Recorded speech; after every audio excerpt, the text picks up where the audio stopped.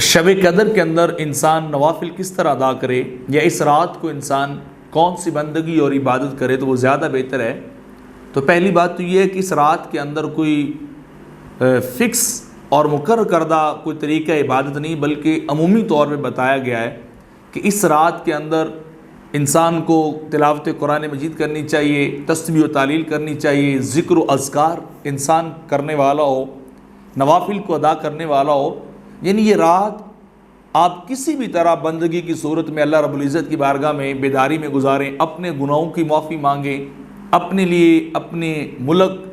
اپنی ملت کے لیے بہتری کی دعائیں مانگیں، اپنے گناہوں کی مغفرت کے لیے انسان دعائیں مانگے۔ تو یعنی مقصد کیا ہے کہ آپ کسی بھی طرح اس رات کو جاگ کر گزاریں، بندگی میں گزاریں۔ تو خاص طریقہ تو نہیں، لیکن کچھ بزرگوں نے طریقے نقل کیے، جن میں فقی ابو لیث رحمۃ اللہ تعالی فرماتے ہیں کہ شب قدر کے کم از کم نوافل 2 رکعتیں، زیادہ سے زیادہ 1000 رکعتیں، اور درمیانی تعداد جو ہے وہ 100 رکعتیں۔ تو یعنی اس طرح آپ چاہے تو کم از کم ادا کر لیں، درمیانی مقدار 100 رکعت کو ادا کر لیں یا 1000 رکعت کو ادا کریں، اور پھر ان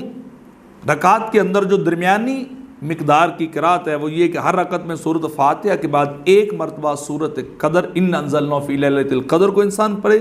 اور پھر 3 بار سورہ اخلاص کو پڑھے، اور پھر ہر 2 رکعت کے بعد سلام پھیر کر آقا علیہ الصلوۃ والسلام کی ذات والا صفات پہ درود پڑھے۔ تو یہ طریقہ بزرگوں کی طرف سے منقول ہے کہ یہ زیادہ نوافل کا بہترین طریقہ ہے۔ کس طریقے سے کوئی انسان جو ہے اس رات کو گزارے اور نوافل کو ادا کرے تو اسے زیادہ اجر و ثواب جو ہے وہ ملے گا۔